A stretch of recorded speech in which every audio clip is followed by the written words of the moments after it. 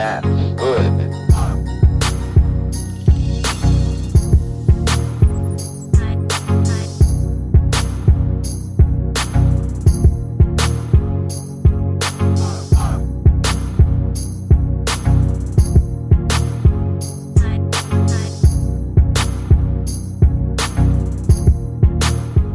Well, this is our test drive on the Tahoe to see if we got wind noise. And I don't hear any really. I hear road noise. I think we are gonna be good. So we gotta get this thing to alignment. I think we're gonna be fine. Because if you had wind noise, let's see how fast we get up. I mean, there's 40, there's 45, 50. And I don't hear nothing that concerns me. So we did a good job on our door jams. Slow down, running back into my neighborhood. So we did a good job on our door jams of getting the seals to seal up, because you don't hear wind coming in around the perimeters. Right here is where you'd hear it at. So that's a huge relief to me on this Saturday afternoon. So off to alignment Monday and hope it don't have frame damage. All right, so we're in the Tahoe. We just picked it up from alignment, and that's what we get. Let's see here. Take the hands off the steering wheel, and as you can see, she drives pretty freaking straight. So the only complaint was that I can't remember which wheel, but one of the wheels is back a little bit. So it's back basically 3/8 of an inch. You can see the overspray I got on the glass that I have not scrubbed off yet with a razor blade. So it's back 3/8 of an inch. The caster and the camber, you know, which is how your tire sits like this and how your tire sits like this, all of that was able to be put in and in spec. It's just one wheel is knocked back, you know, 3/8 of an inch. But as we know, even with race cars and drag cars, you can stagger your wheels. I think they can stagger them as much as up to 2 inches. I think, I could be wrong. I think it's 2 inches. And they drive perfectly straight down track at 200 miles an hour, 150 miles an hour.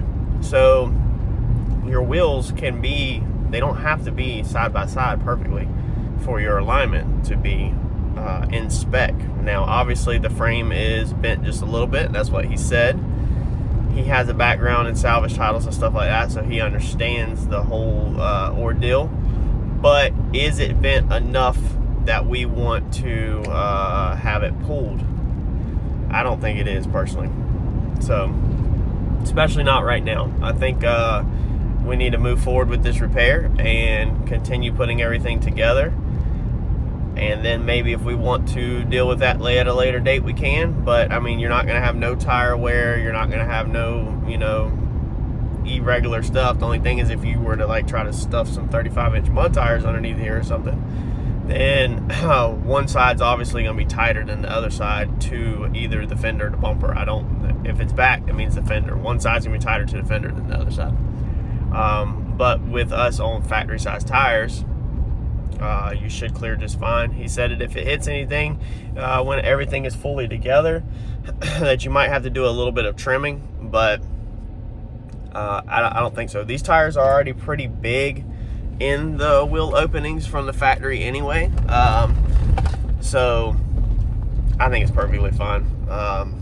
We're gonna get the rest of the parts ordered for this thing and continue moving forward with this repair. When you're first driving a vehicle like this after assembly, you'll sometimes notice transmission might not shift as smooth, or you know, all kinds of different things. Basically, the battery has been completely dead on this thing.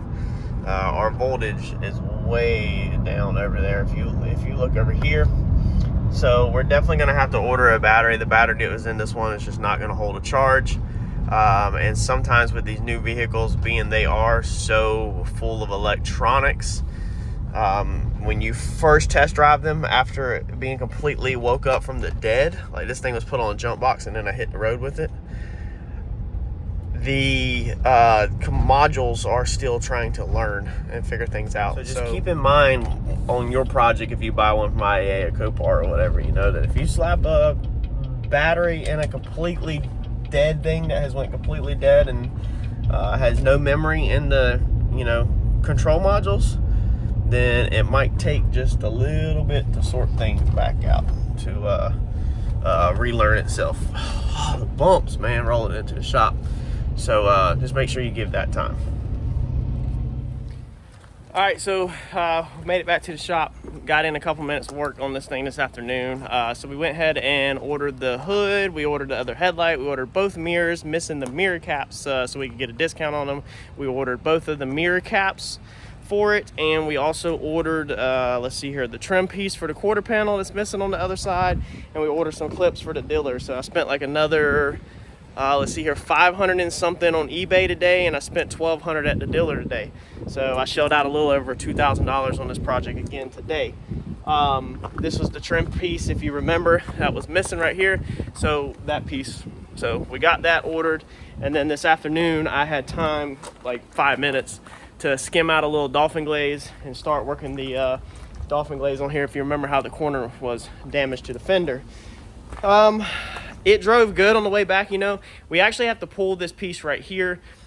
This piece is over $500 on eBay, and then there's a plastic piece that goes around this that's over $200 on eBay, and I'm not willing to spend that money on the pieces. The plastic piece I have is like broken half, but it still will work, so we're going to utilize that, and then this we're just going to pull it and straighten it out. So on this one, you can see right here how we have these kinks. So this piece actually right here, let's see if we can see it. You can kind of see how it's bowed in right there. Okay, so that needs to come back out. When that comes out, that will cause this to come back up. So this whole piece right here is down. So when the vehicle rolled over, it squished that down. So this metal piece around here is $500 freaking on eBay. It means the dealer's gonna be even more, and we have a kink right there. So we're gonna do our best to get this right. As long as we can adjust our latch so that it latches, and then we can bend these to wherever we need so that our grill matches our hood, and then we don't have to worry so much about the structure. But I don't care if I have to cut these out. I'm not spending freaking $500 on this, and it looks like this is pushed in a little. So we'll put it on the frame rack and just gently tug it. It won't take much force at all. You can see these corners are bent down. I did not go with aftermarket headlights, so I've got one side that is good. Can't remember which side it is, so I ordered a used one to match the other side. Let's see here, the clips that go up on the top, the pieces up there, you can't get just the clips. You have to buy a whole piece, and that piece is freaking $50. So we're just going to use what clips we have, and if we have to double side tape it on or glue it on, we will. So I'm not spending the money on that stuff. Besides that, this thing has turned out really good. Let's see if the stupid vehicle locked itself. I just locked my keys out earlier. You know, it cleaned up great this weekend. We worked on it all freaking weekend. And to get it to where it's at, I've got wax. This is freaking, or is that already body filler off my hands? No, it looks like it might be compound from waxing at the house. So as you can see, we're gonna have to run back through this thing to clean it up one final time. But I've got my parts thrown back in here. This is that plastic piece I was talking about. It's called a, let's see here, a radiator or a grill seal. So it's got like this rubber piece around it that just seals it. I don't think anything bolted to it, so it's just some kind of seal. So I could care less about that. We're gonna make that work. That thing is $200 some, like I said, so I'm not buying that. But I figured I'd show y'all it real fast outside in the, you know, the light. The tail lights we really should still wet sand and buff, but they look good. Of course, we did no paint work back here. This side's in the sunlight, but it has already crap all over it because I weed eated beside it this weekend at the house, and it was muddy, and so I've already chunked crap all over it. But this thing has turned out really good. So a buddy of mine messaged me this afternoon who's actually going to buy the black Yukon, which we still have content to go over with that we haven't got to with it, so I'm gonna have to film some on that in the morning. But we basically told him a deal on the Yukon as is, so I didn't have to really fix much on it at all. And it was a, you know, a pretty good deal. I don't know if I'm gonna go over all that yet or not, but he messaged me this afternoon, and he's basically upping the stakes on me by $200 every day. So if today is Tuesday, so if I deliver the black Yukon to him by Friday, I get 200 extra. By Thursday, I get 400 extra. And if I deliver it to him by tomorrow or Wednesday, I get 500 extra. Problem is the AC in my truck don't work great, so I can't really put the wife in my truck. I just got in a whole load of cars back here today, flip cars. But the Chevy Cruze has frame damage, unibody damage, needs to be pulled, you can't drive it. Cadillac has a busted radiator. And then on the back side, I'm all turned around, over there is an Impala that has a lower control arm that is bent. So the lower, I think she can drive it with the bent lower control arm. So I think we're gonna throw the wife in the Impala, and we're about to get this extra $500. So I'm gonna clean the Yukon up in the morning, get extra $500.